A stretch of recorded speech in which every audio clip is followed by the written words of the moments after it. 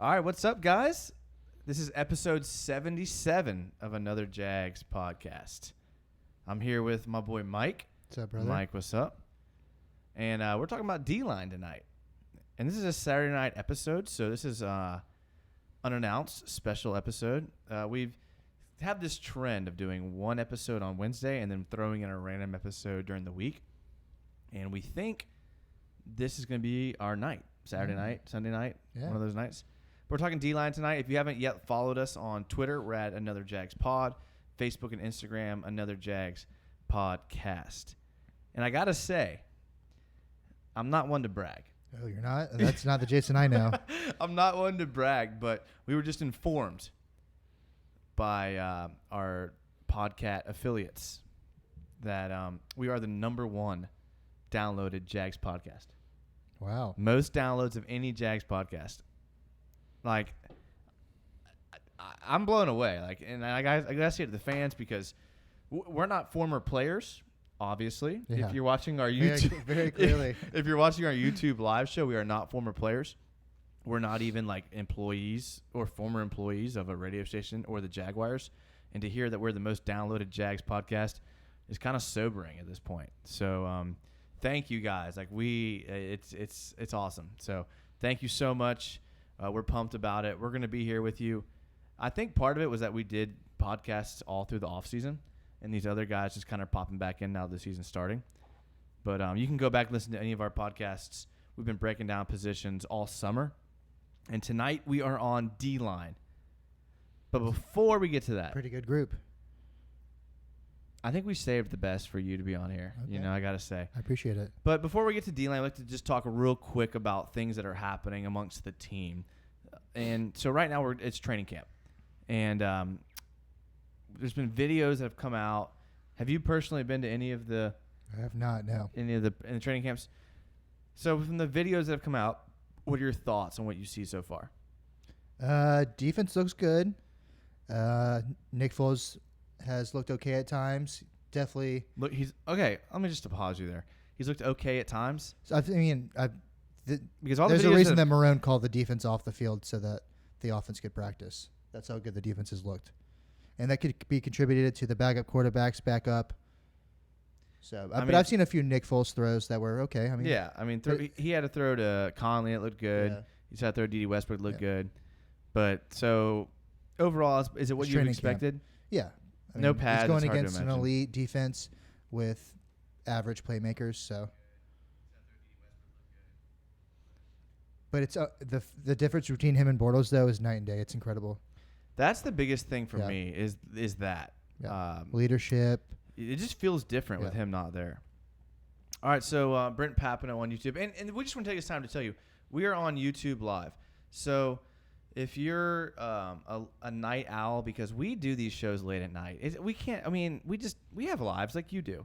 So we do these shows live pretty late at night, but then we post them. But we encourage PU to get on there and give us questions and things like that. We have a couple of comments already, and again, we're a fan show. Like, it's not about our opinion; it's about y'all's opinion. So if you have an opinion, we're going to put it out there because that's the most underutilized portion of the Jags fan base is the fans. It's sad that we even have to say that, but it's true. Brent Papineau says, the reason is that we are the number one podcast is the real fans. It's because he's saying basically we're real fans. That's the reason why that we're number one. And we 100% agree. And Brent has been right there with us, and he's one of the guys that has been a real fan. We've been through some dark times. We have been. Very dark times. We have been. And Brent does a lot of stuff for the community, and he does a lot. So if you should follow Brent Papineau. He does a lot of things. I'll pump Brent all day because he does things that helps people all over the city. UCF Jaguar, one of our favorite Jags people. Yeah. He's a Jags YouTuber. We don't need to tell you that. You guys know who he is. UCF Jaguar. Big time. He says, the fellas are back. Wish I was able to go to the practices. We're still waiting for UCF Jaguar to come on the podcast. So look, UCF Jaguar, we have a place for you to stay. I have a house with extra bedrooms for you to stay. You come down to the games. You got a place to stay. Come on the podcast, and it'll be a good time. And you have an open invitation. We love what you do. You kind of sound like Mac from It's Always Sunny. Are you going to... Wait, like late season or like early season? Just Mac, just offering late season, offering him a place to stay in general. I'm just like, oh, Bold strategy, but okay. Late season Mac's a little sketchy, but early season I'm willing to get with that. All right, but this is the D-line podcast. So we're going to talk about the D-line. What a group. I mean, seriously, we did just spend our first overall pick thankfully on the D-line, yeah. And we have a bunch of questions about the D-line we had asked earlier. So without further ado, let's get to those. All right, the first question. And keep in mind, we're going to be launching our live fantasy league in about a week and a half. We're going to be putting a tweet out for people that are interested. And we're going to give priority to those that have asked the most and best questions. So we're going to go with this first question from Ramen Eater. And he's at Eater_Ramen. And he says, asking questions to play fantasy. I like it because it's going to be a good league. And we're going to get free prizes, literally free. We're going to get free prizes. Am I able to get free prizes? Because I'm not technically part of the show. But you're pretty trash at fantasy, so I thought we'd leave you out. But if you really want to get in, I think we can bring you in. That's ironic coming from the Andre of the podcast. But I prefer to be the taco. So Ramen Eater says, asking questions about fantasy, will Josh Allen have a bigger role on the team than Dante Fowler did? And do you think he has a shot at outplaying Yannick and becoming the starter? Ooh. I'll go for it. No, I'll let you go first. No, you got it. No, I want to hear yours. No, you're the Fowler. You love Fowler, so I would love to hear what you have to say on that one, honestly. Okay, I do love Fowler, but I don't think he got a fair chance here in Jacksonville. Okay. Because he literally plays the same position as Yannick Ngakoue. He can't play the strong side end. He can only play the rush side. So you're saying the number 3 pick in the NFL draft didn't have a fair shake of beating out the 3rd round pick? I think when you phrase it that way, it makes it sound like all things were equal and ambiguous. But in reality, Dante Fowler tore his ACL in his first year. And he had a whole year. He had like 16 months to come back from that. And Dante Fowler and Yannick Ngakoue showed out. Okay. So to be fair, he didn't really ever get a chance because of how good Ngakoue played. Okay. Because, like I said, they play the same position. Okay. When you have a guy like Calais Campbell that can complement him on the other side of the defensive line, you have to understand the defensive line. Why couldn't Calais Campbell complement Dante Fowler, though? Because Calais Campbell is the best player on our defensive line. By far, okay. So, literally, it became a competition between Fowler and Ngakoue, and there's no secret Ngakoue is better. Okay. So, Fowler got put on the back burner. He got put in on rushing downs, and I think his percentage was under 50% on both 2017 and 18. And to be fair, his grades were pretty good for that. They're okay. Yeah, I mean, they're pretty. I mean, like you said, he was picked pretty high, so you would expect it, but it's not like he played terrible. And the chances he got to play, he played pretty well. I liked Fowler at points, but bad penalties at times. True. Effort was okay. You can't say anything about his effort. I will say that he did jump offside sometimes. So let me ask you, do you think Josh Allen has a shot at outplaying Yannick Ngakoue? No, not a chance in hell. And why not? There's a reason that Yannick Ngakoue is about to get paid $100 million and $20+ million a season. And, I mean, he has 30 sacks in 3 years for a reason. Josh Allen has a lot of talent, but just because you're drafted high doesn't mean you're going to be a good NFL player. We've seen it from Fowler, who's been an okay NFL player. Who was that? Deion Jordan. I don't even know if he had a career ever had a sack for the Dolphins. So, I mean, Yannick's shown it. He's done it. Does Ngakoue's grade against the run concern you at all? He's never been bad against the run. I've never watched a game and been like, wow, I've never watched a game and been like, okay, Yannick's getting blown off the ball. He's getting beaten. Can you recall a time that's happened? I mean, I look at the defense as a whole, and they've been pretty bad against the run. They all have. Telvin's small. Miles Jack is small. But here's what I know, though. Campbell is really good against the run. The one that's good Darius against the run. is good against the run. He's been okay against the run. Malik Jackson is good against the run. Has not been good against the run. In his career, he's always been a much better pass rusher. Okay, but I'm just saying, like there's only so many players to go around. And on the front 7, and 2 or 3 of them are pretty good. Okay. So that leaves you with Ngakoue. And, I mean, his stop percentage against the run, worst on the team, 2.8%. Okay. But you have to think who's on the other side of the field, and they're going to run away from him at all costs. So already they're going to run to Calais Campbell? No, they're going to run away from him. So he's already at a disadvantage. You know that Fowler's going to, or that Yannick's going to get more rush attempts at his side.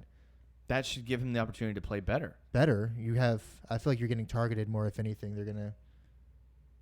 Okay, so that's a fair point. But I feel like Ngakoue gets upfield because he only has a speed move.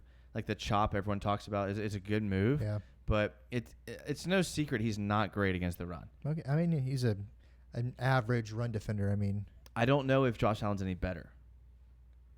Yeah, we've watched a few games of his. He gets washed out in the run game. He does. And that's I've gone back to this. But he gets double teamed a lot too, though. But so does Campbell, and Campbell fights through it pretty well. 6'8" through it. He's a freak. I'm just saying. He's the number. What was he? NFL top 154. He's a beast. Yeah. Anyways, Josh Allen's gonna be really good. Yannick Ngakoue is already really good. So just because he's not gonna outplay Yannick Ngakoue this season doesn't mean he's not gonna have a role in this team. But the first part of that question, I definitely think. What was it about Fowler? Do you think Allen has a similar impact as Fowler? Bigger role than Dante Fowler. Which role? Like what? NFL or the AFC Championship Fowler? With 8 sacks, 2 against the Patriots. He did have a good playoff run. He did, dude. Fowler would pop off. Yeah. Do you think Allen matches that? As a rookie, it's hard. I mean, Bradley Chubb came in and did pretty well last year, opposite Von Miller. I think Josh Allen's going to be pretty good, so I wouldn't be surprised if he did. How many snaps do you think he gets this year? 400. That's a lot. What's the most Fowler ever got? Probably 400 or 500. Let's look. That's a rotational guy. I mean, I'm just saying. I mean, I would hope that Josh Allen gets more reps than a backup rush end. Do you think he's going to play strictly defensive end, or do you think he plays any linebacker at all? I don't think he plays any linebacker. I mean, I could see him being so good. I like him in the Sam role and rushing the passer on third downs. He didn't do a lot in college as far as a Sam linebacker against the run. Does that mean he can't play it? I don't know. I mean, traditionally the Jaguars play a 4-3 with a strong side end, a strong side backer, and then a weak side rusher and a weak side linebacker. Mm-hmm. Our weak side linebacker's gone, Telvin Smith. Our weak side rusher is Yannick Ngakoue. Our strong side rusher is Calais Campbell. We don't have a strong side backer, but Allen didn't do any of that. Yeah. So I'm thinking. You don't think his skill set translates to that at all, though? I think, and this is going to sound weird, but I think like his skill set is comparable to like Lorente McCray's to linebacker. Like he's a little bit better than that. At linebacker, though, like I think Lorente McCray actually might give you a little bit more at that strong side backer than Josh Allen. Dropping to a zone coverage, they're probably equal. Playing against the run, I think Lorente McCray is probably better. And I understand Josh Allen was drafted high, and people love him because of where he was drafted, but he was never drafted on his ability to set the edge and to turn plays back inside. Okay. And Lorente McCray showed that a little bit at Florida. Okay. So, I mean, I don't think either one are ideal, but if it's between them and Leon Jacobs, I think you could probably flip a coin and to get production out of the three, you probably could. Who knows who it could be. Okay. So Fowler, I'm not going to count the year he got traded to the Rams, but 2016, 2017, he played 569 snaps and 581 snaps. So I think Josh Allen can definitely get in the 400 area. Barring he stays healthy, of course. Yeah. Of course. Yeah. We want health. UCF Jaguar says he's down to come on the podcast. Ooh. He's going to be here for the home games. So we go to every home game. We ride the trolley from Jack's Beach because we're Jack's Beach rats. The Gus Bus? Yep, we call it the Gus Bus. You can imagine who that was named after. But we definitely, that'll be good. Brent Papineau on YouTube says, if Josh Allen is ready to go as a rusher, would the best option for our line be on passing downs is to have Campbell rush from the middle and Allen and Ngakoue from the edges? Yeah. I agree. Yeah. So then who comes off the field? Taven? Yeah. Actually, or Darius. I could see him staying over Darius. Like, depending on the growth that Taven shows this year, he's the more athletic. He definitely fits that 3 technique role. Who? Taven? Taven, yeah. So I could see him being there. Well, this leads us to a Realistic Jags fan on Twitter. He's at Duval Jaguars. Oh, I'm surprised he got that Twitter handle. That's impressive. He says, he asks, will Taven Bryan make an impact this season? I'm excited for Taven Bryan this season. For people that are familiar with, I believe it's called Spark Scores, or Mock Draftable, his combine's freakish. So, he definitely has the athletic traits to be dominant. He's never had, the football IQ. What did he start playing, junior year of high school, I believe? Yeah. Yeah, so he's got a lot of good players to teach him. So I think he's going to be. I'm really excited to see Taven. Taven and DJ Chark, I think, are going to have big years this year. So both guys going to their second year. Yeah, I think they were both. I mean, Chark was a senior, but Taven Bryan was a true junior, so he was young. So I'm excited for him. Yeah, I am too. I mean, the dude is a freak. Like, even as a Florida State fan, I'm really excited. I hated the pick at the time, but freak, he's really athletic, so I'm excited. Everyone got so caught up in his like stats at Florida. Yeah, but for anyone they were not good. But for anyone that watched him, like the eyeball test is like the dude was a freak. Like he would get double teamed every single play, and he would beat double teams every single play. Yeah, I mean, he made guys on the whole D line look good because of his ability, and it's hard to explain unless you watched him play. But the dude's first step. I mean, we posted clips on Twitter when he was drafted, where when the ball was snapped, he was two steps into the backfield. Yeah. I mean, But once he gets back there, well, I think he eats up blocks, and that's what a guy that he basically plays like someone who weighs 30 pounds more than him does. Yeah. And that's what's kind of like, it's hard for people to understand. 6'4", 290, but moves. But plays like a guy that's 320 that can move. He's a freak. Yeah, I mean, he really does. So, I mean, I give him some time. I think he'll end up being pretty good.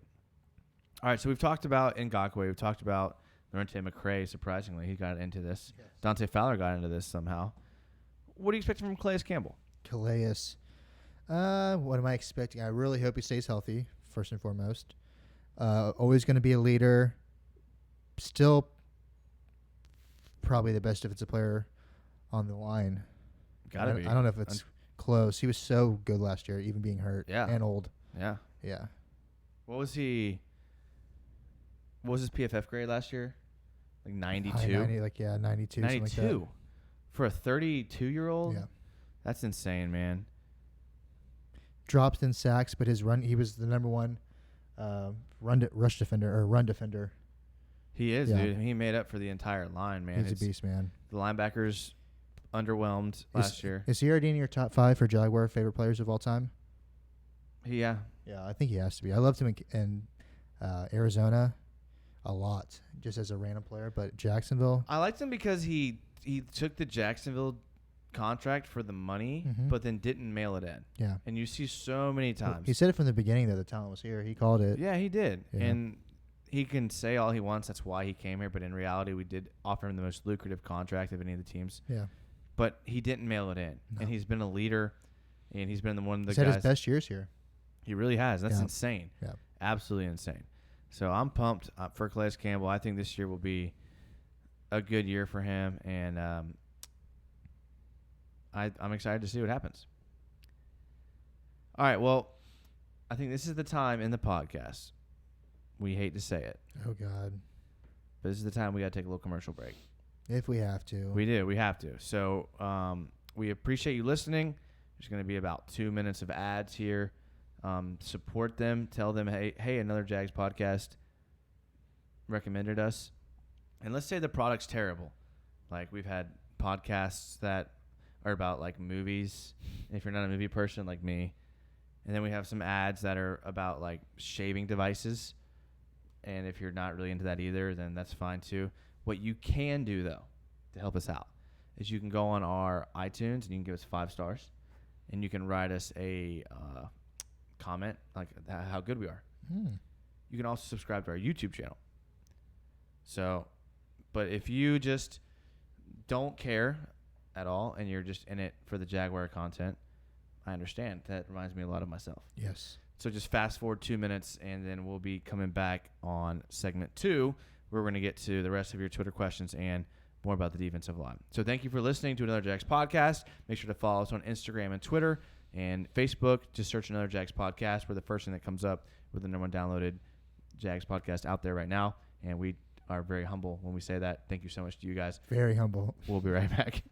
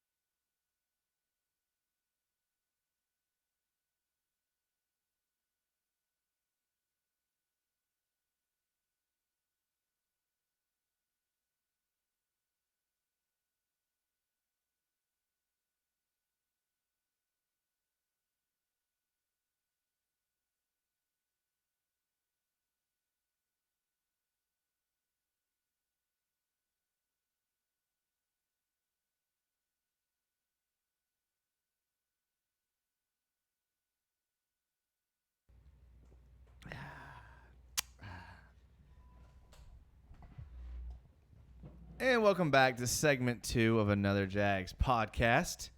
We are talking D-line tonight. I'm with my boy Mike, and we're super excited about tonight. We are doing a Saturday night episode because we're trying to do 2 episodes a week now. We'll see how it goes, but there will probably be late night episodes like they are now if you're watching us live on YouTube, or you can just go back because we post all these episodes. We repost them on YouTube, on our YouTube channel, and you can watch us live talk. It's a good stuff here. We are legitimate Jaguar fans, and we have been Jag fans our entire lives. We go to every single home game, and we're as passionate as it gets. So that's where we're at. So we're talking D-line. We have a couple more questions. I wanted to hit this quick YouTube question, though, from Brent Papino. He says, what will you need to see from the rest of the D-line to feel good to let Calais Campbell go? He still has plenty left, even as rotational depth. Is he worth the money? I'll let you go first. No, you always defer to me. No. You're the. It's the. I want to hear what you have to say about this. I like to piggyback off you, so. I know you do. Okay.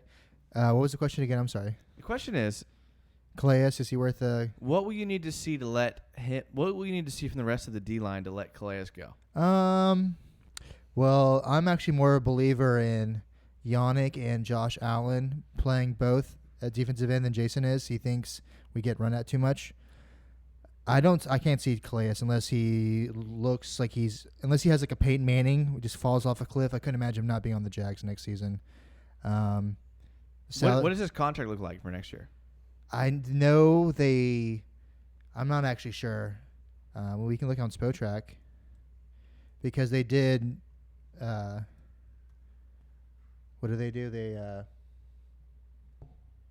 What do they call that? Restructured. Restructured. Thank you. Big word there. Sorry, very big word. That's a you big can boy word. You can tell I was right born there. in Jacksonville. I don't know what the word restructured means.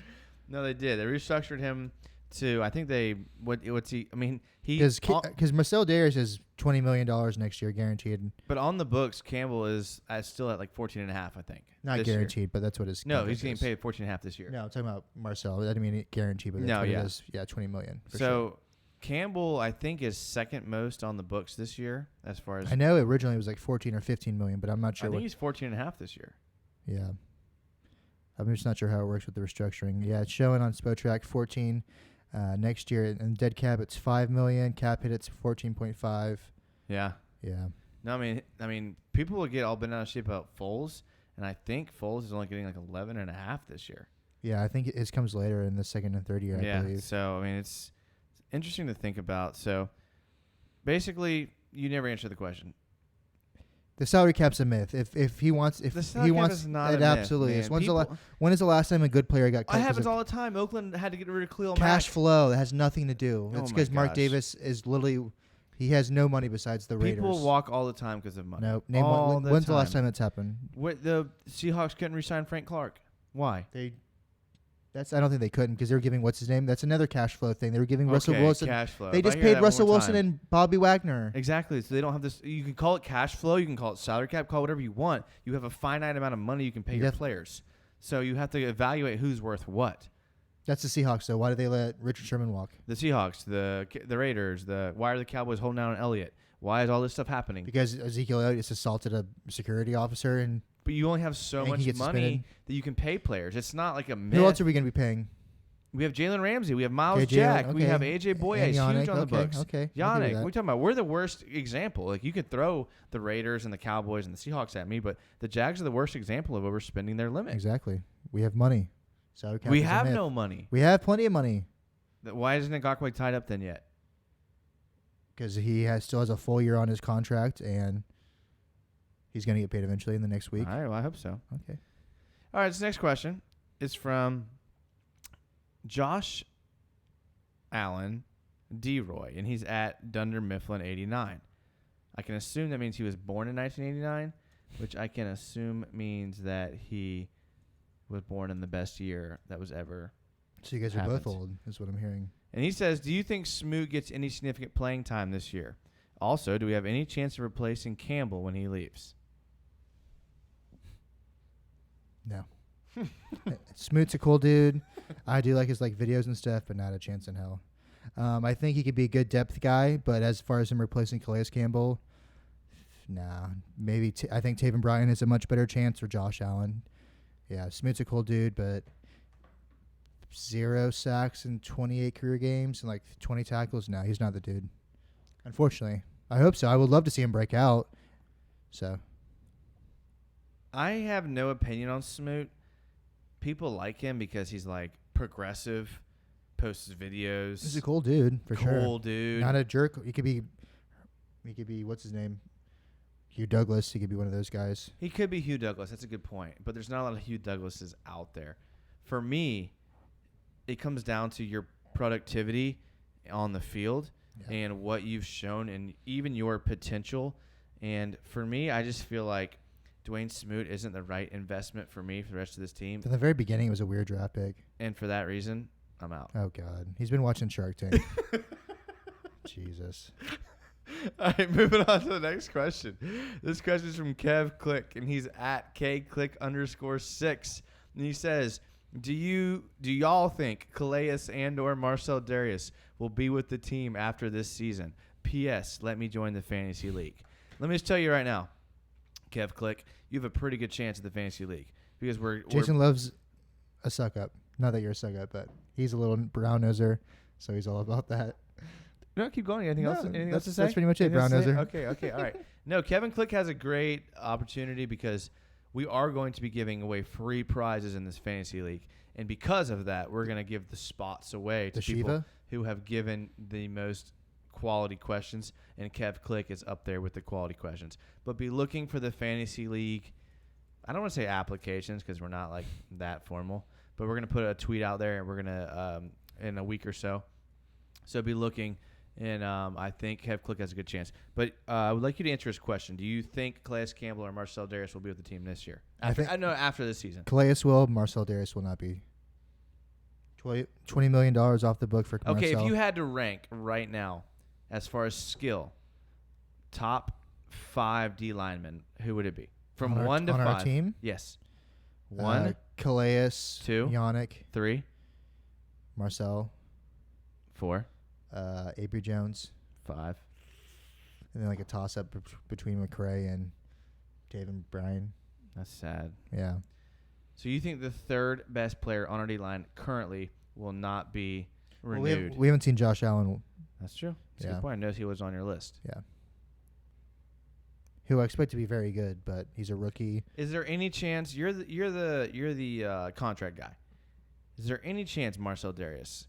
I mean, I know he's already been restructured, but there's you're the guy that says salary cap's a myth. Is there any way Marcel Darius comes back on a contract? What can happen? What if he really likes Jacksonville, we win, and he takes a hometown discount. A 1 year, $2 million. I don't even know a situation that I couldn't imagine him coming back to Jacksonville. I mean, if Jacksonville, okay, let's say Jacksonville. But I don't even know if he's gonna have a big year and play him out of our. That's the thing, though. I don't think he's even going to play that well, that he's going to be priced out. Just that pushing it back, and that huge contract in Buffalo has always been kind of an albatross. So, you don't think? I mean, he can't get cut from released from his contract and then re-sign with Jacksonville for 1 year. Like I said, if we have a really good year and go far and maybe win a Super Bowl, something like that. But I couldn't imagine. I mean, he's not getting any younger. No. I have a feeling that if the Jags and I've heard he really does like Jackson, maybe in one of those situations, but I couldn't imagine him coming back. I think Calais is much more likely to come back. I think this is the perfect situation for this type of situation to happen. You think so? Yeah, a team with Calais and Ngakoue and Josh Allen and Taven Bryan. If you're a guy like Marcel Darius, how old is he? 32? No, he's probably 29. He was in the. He was the second round. He was the second pick overall. Third. I think it was Cam Newton 1, Von Miller 2, him 3, then Jared McCoy 4th. So who's the third overall pick? Yeah, 2012. In 2011. 2011. We have to look this up. We'll get our stat. Gotta look it up. Was Cam Newton? I always get the Cam. Oh, Blaine Gabbert and Cam Newton in the same draft. So it's Jesus 2011. Christ, we're old. Yeah, we're God. Blaine Gabbert. So I would think this is the opportunity for someone that's been in the league for over 8 years to re-sign a contract. That's going to be with a team in a city he likes. You can't see anybody giving him some money though, because he's still a good player. He is, but Yeah, you're right. That's a good question. Yeah. I don't know. We'll see. We'll see. All right. So we've talked about. What about Calais? Think he comes back?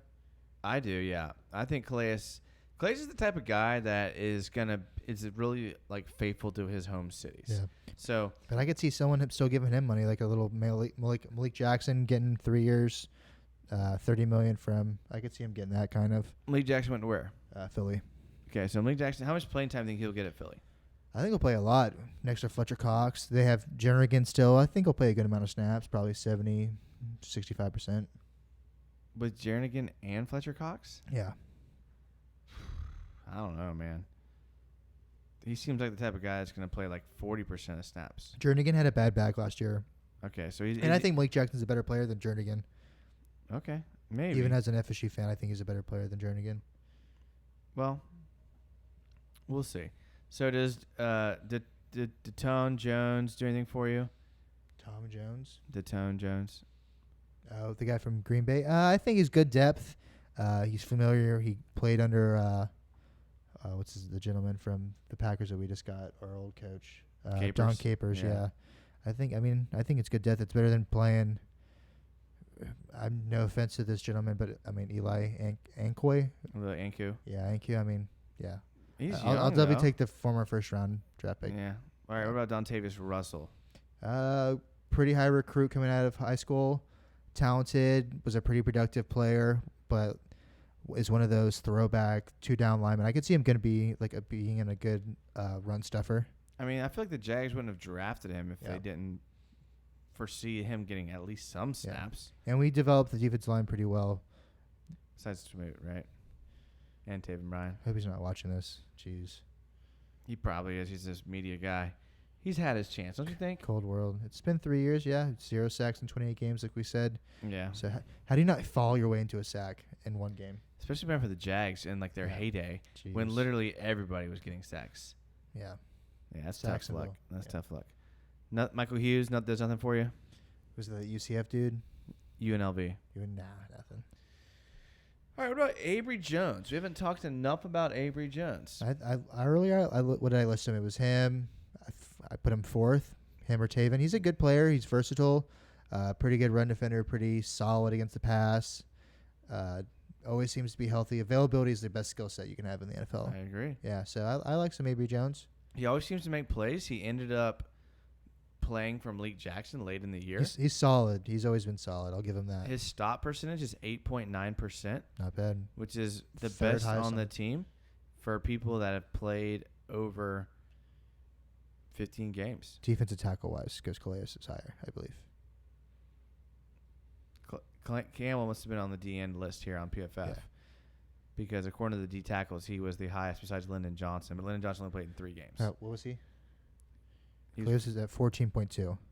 That's really high. Yeah. He was with the DNs. There's a reason he led the NFL. He's a freak. No, I'm not disagreeing with you. But Avery Jones was at 7.3, and Marcel Darius was at 7.3. Avery Jones was at 8.9. Yeah. Malik 21 Jackson stops. That's a good a lot. Yeah, they're both. I think 21 stops leads interior D lineman. I think our run game's gonna be better this year. I think Avery Jones is immensely underrated. Yeah. And fourth on our defensive line is not a bad little place to be. No. I mean, we know that. Yeah. He knows that. 101 pass rush snaps. Run stop percentage 43.2. 1 hit, 3 hurries. You'd like to see that kind of come up a little bit, but 1 sack, 1 hit. We weren't in the position a lot of the times. We were down. The teams are rushing against us. So let's see what 2017 looked like for him. 2017 for him, not much better actually. 10 hurries, 11 pressures. So, yeah. Well, you win some, you lose Malik some. played pretty well that year, and so did Marcelo Darius. So, good. He's a good depth. So he'll take it nowadays. Yeah. Good contract, too. So. All right. Well, I think we're going to take one more break. We're going to throw in some ads here just because, we're greedy like that. If you haven't yet followed us on Twitter, we're on Another Jags Pod. I post cut-ups all the time on Twitter. Instagram, Facebook, we post all of our new episodes on there. We would love to get our followers up on those sites. We're on YouTube. That's kind of where we're moving toward. And we make no money off YouTube, but we kind of feel like there's more interaction on YouTube as far as like in like real time comments and questions. So we'd like to see you guys kind of move toward there with us. But it's up to you. If you want to go on Apple iTunes or Spotify or Google Play or whatever it is you listen to podcasts, you can do that too. And we also upload our YouTube.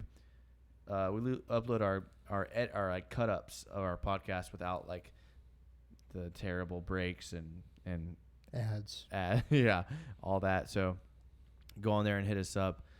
Make sure to hit us up with your questions on YouTube. We're gonna take a quick 2-minute break if you're watching us live on YouTube, and then we are gonna come back and we're gonna kind of shoot the crap about the Jaguars all 25. So it should be fun. We're just kind of unscripted, and we'll be right back.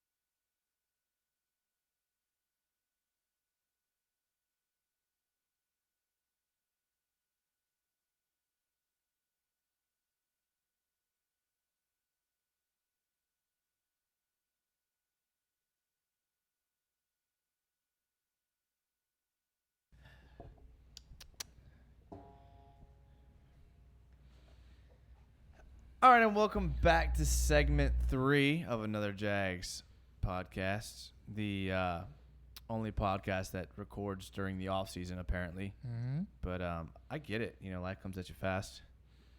But we have nothing else to do besides talk about the Jags. But we've been talking about D-line. We really have exhausted the position at this point, don't you think? We have exhausted the position. Did we miss anything about the D-line that you are just burning to talk about?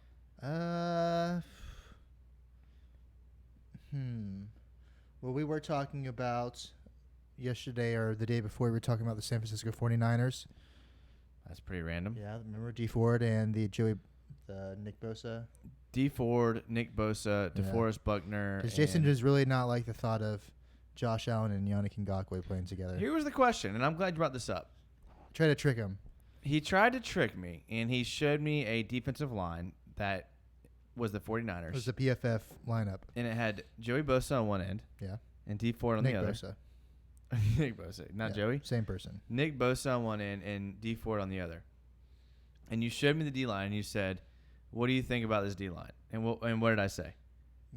Something about running against it. I said I would run all day against this D-line. Yeah. And then he was like, dang, I tried to trick you because this is exactly like the Jags D-line. And what did teams do against us last year? They ran it against us. They ran against us all certain day. Games. So, like, it didn't work. Like, if you – like, it comes down to if you have, like, a speed D-line, like, that really helps you in some situations. But smart teams will run the ball all over you. And does running the ball win games nowadays, though? It does. I mean, the Patriots showed you what controlling the clock can do in the Super Bowl. A few games. The Chiefs, they with beat Tom Brady, though. That's true. I mean, do you respect Tom Brady a little bit more in that situation? Of course. Yeah.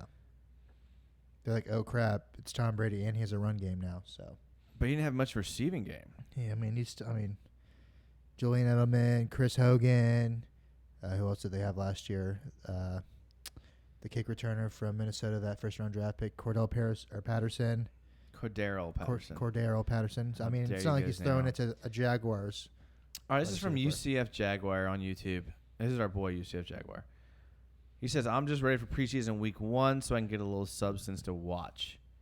Unfortunately, week 1 will be an away game. So we will not be. At Phillies? At Philly? I think Philly's week 2 at home, is it not? I know Nick Foles had a. I think week 2 preseason at home is against Philly. Okay. I'm not 100%. Don't quote him on that one. But the week 1 is away, so we will not be there for that. Week 2, though, we will be at the home game, 100%. If you're looking for us, and for those of you that go to the Jags home games, we go to the Sky Patio. Now, to fill you on the Sky Patio, it is above the Bud Zone. It's a deck above the Bud Zone. It's by the dogs. It's right by the dog park, which is why we're so. That's why Jason's there. Adamantly, I'm a dog lover. What can I say? Oh, that's what it is. But it gives you like an end zone view. It's close to bathrooms that are never crowded, never a line. It's close to a concession stand for if you like concessions, which we all do. Then it's literally the perfect spot. It's like a kind of a party zone without being like the Bud Zone where you can't see anything. It's a little ghetto, but it's not bad. It can get ghetto because if you buy a standing room only ticket, that's where you have to go. But it's the most underrated ticket in the building. And we bought expensive tickets for games. We've had some fun there. I'm saying we've bought tickets that were like close to the field. Yeah. And it's fun. Yeah. But it's not like a party the way it is on the Sky Patio. Yeah. But it's not like too much of a party where you can't see anything like this on the Bud Zone. It's the perfect mix. Yeah. So if you go to the games, you can tell Jason's a huge fan.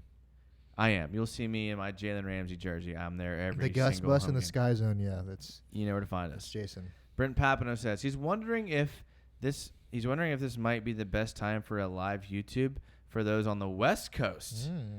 Maybe another Jags podcast will become the biggest Jag podcast in Cali. Ooh, there's a lot of competition out there, though. I'm not sure if you can do it. You know, I got to say, Brent, we are already the biggest podcast in England. Wow. We were that a long time ago. Before we were the most downloaded Jags podcast, we were the biggest Jags podcast in England. I don't know how it happened. I do know how it happened, actually. Because we had fans on Twitter reach out to us, and we read their comments and their questions on the podcast. So we picked up a word of mouth. We picked up a huge fan base in England, and we became we have our hosting service on our podcast through Libsyn, and I'm sorry for the Jags fans that are here for substance. This is segment 3 where we kind of talk about ourselves. But we have our hosting service through Libsyn. And Libsyn is a hosting podcast company and they actually have like this map that shows you where your downloads are coming from. And we have this huge hot zone in England, which makes no sense. Like we're pretty downloaded here in America, and this was back in the day. We've now become the most downloaded podcast in America for Jags, but I think he has a point with the West Coast thing. Yeah. Now I've always told you weekends, but do you think Maurice Jones-Drew has built a West Coast fan base? I have met people who are UCLA fans that just came to become Jaguar fans because of Mercedes Lewis and MJD. It's a good year. Multiple people, yeah, for sure. Yeah. Yeah. So why would you not? 2 of their biggest players probably ever. Yeah. Yeah. Did Josh Rosen go to UCLA? Did who? Josh Rosen? Yeah. We'll see. I would have took him. How do you think Josh Rosen does in Miami? I mean, Miami's a dumpster fire. I think our boy Alan Hearns is there now. Okay, yeah. Kenyon Drake's. They have some pieces. Alan Hearns, a.k.a. No Tibula Hearns. That's messed up. That's way too soon. We love Alan Hearns, man. He's a beast. He's his family. That was a fun Jags game. We went to a Jags game when they played the Dolphins. Was it Josh Scobie or was it Josh Myers? Jason Myers. It was Jason Myers. Yeah. Jason Myers hit a 53-yarder to win the game. And that was the Allen Robinson, the game when he went off, right? I think so. Okay. And we were tailgating in Lot J at the stadium. We used to like sneak into Lot J somehow and buy parking passes. Remember that? You can't sneak into a lot. We used to like buy people's parking passes in Lot J. Anyways, Alan Hearns' family had like an entire row. All of Miami was down there. All of Miami had rented parking spots. Had a DJ. They legit had a DJ. Like not only do they have a DJ, they had a hype man. Yeah, they had a hype man that was like waving a shirt, and they all had like Miami tents and shirts, and they were all wearing Alan Hearns jerseys. Yeah, they were going hard, and it was awesome. It was a good game, and that was awesome. That's what dude. We're all happy for Alan Hearns. Yeah. There's no one on earth who is going to be like salty about Alan Hearns going to Miami. He was a free agent that ended up becoming. Undrafted free agent. Good for him, man. That's this kind of story you like to see. Yeah. In the era of all these guys holding out. He's the Miami Hurricanes single season receiving leader. Wow. Of all the great pros that have played there, he's even Michael Irvin? Yeah, most yards in a season, like 1,180 or something like that. Yeah. That's crazy. Yeah. All right, so we're going to wrap up this podcast. This is segment 3. And we had one person who messaged us and was like, hey, sometimes I don't have time to listen to the whole podcast, so I listen to segment 3 in those situations. So I think we may need to have separate music for segment 3. We may need to just end our podcast at 2 segments and just start a new podcast at segment 3 called the Random Jaguar Podcast. Am I too far down a rabbit hole here now? You're not listening. Like you don't care. No, okay. I'm listening. All right, here's the all 25 that we left off of. I want to get your thoughts on. This is 9 through 6. Number 9, Marcus Stroud. Not bad. Does he deserve to be higher than John Henderson? No.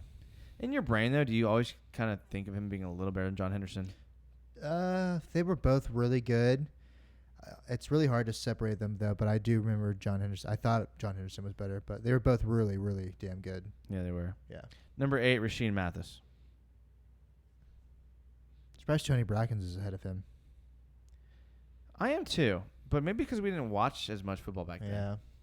But Rasheed and maybe Mathis because he was really drafted higher, maybe? Yeah. But how many All-Pros did Tony Brackens have? Any? That's a good question. Yeah. How many did Rasheed Mathis have? 1, I believe. 07, the year we went to. Dude, Rasheed was consistent, man. He was a beast. I don't know why we let him go, Gene Smith. Yeah. You know, it's one of those things that seems to happen. Number 7, Keenan McCardell. Are you surprised Shea Brackens is higher than him? Yeah. That's what I'm surprised about. Yeah, me too. I think it's got to be the draft pick, the number 2 draft. Like where he was drafted? Yeah. I mean, being like the number 2 overall draft pick is pretty insane. I mean, it's probably why Baselli's going to be number 1. Yeah. Let's go with some predictions here. Baselli's 1? Let's see here. Who's number 1? Baselli, yeah, you're probably right. Is Fred Taylor? It's going to be Fred Taylor or him. Him. Brunell. I can't leave Brunell's top. Brunell, Jimmy Smith, Fred Taylor, Maurice Jones-Drew, Kevin Hardy. Kevin Hardy. Is Kevin Hardy pause? Yeah. No, pause. No, it's Hardy. Okay. Brunell. This is the order I think it'll be. Brunell, Hardy, Maurice Jones-Drew, Jimmy Smith, Fred Taylor, Tony Baselli. That's my final answer. And that might have been 6, but it's segment 3. Okay. So you Are you can't. going to use special music for that from now on? You can't challenge me on my math in segment 3 because, that's where we're at. Mark Brunell. I know a lot of Jags fans we follow on Twitter will not be happy about that. He does not seem to be a. Well, he had some comment. He's not very liked anymore. Well, he had a comment on ESPN where he said the Jags were going to move to England. Oof. So that did not help his chances. He's a good guy, though. I mean, I've coached with the guy. Yeah. He's a good guy. He's, Nice dude, but I mean, yeah, super nice he guy. hasn't always made the best decisions. Whataburger, but Whataburger's good. I mean, they're good, but probably not investing your life savings into it. Anywho. And now that we've branched into our Shark Tank part of the portion, I will say we've talked about D-line. We've talked about the All-25. We've gotten to segments 1, 2, and 3. And for that reason, I'm out. You're out. Thank you so much for listening to this podcast, episode 77. This was the D-line podcast. We're going to keep going. I think we're going to hit secondary next because that's the only position left. We've talked about every position on the offense. We've talked about the D-line, the linebackers, and then we're going to talk about secondary on Wednesday. So make sure you follow us. We're probably going to launch our fantasy football league after Wednesday's podcast. So get your good questions in. This is your last chance to qualify for the Another Jags Podcast Fantasy League, in which we'll be giving out free prizes. It's free to join. But the only problem is we only have 10 spots, and really it's only 9 spots because it's 12-team league. You got Joey, me, and Mike. That leaves 9 spots, and we've kind of softly given away a couple spots via Twitter through people that have asked good questions. So there's a couple spots left. Ask us some good questions for Wednesday. We're talking about the secondary. We're not going to be short of any topics, talking about Jalen, talking about A.J. Boye, and the 2 young safeties. So get your questions in. Follow us on Twitter, Another Jags Pod, Facebook, Instagram, Another Jags Podcast, YouTube Live. You can watch this show live on YouTube. We've already mentioned that a billion times. And give us a good review on iTunes and give us a good review on anything you can because that helps us get our word out more to people. Yeah, nothing wrong with good publicity. Yeah. So thank you so much, Jags fans, for making us the most downloaded Jags podcast right now. We're so humbled to say that, and we'll be here every week as long as we can. And as always, go Jags.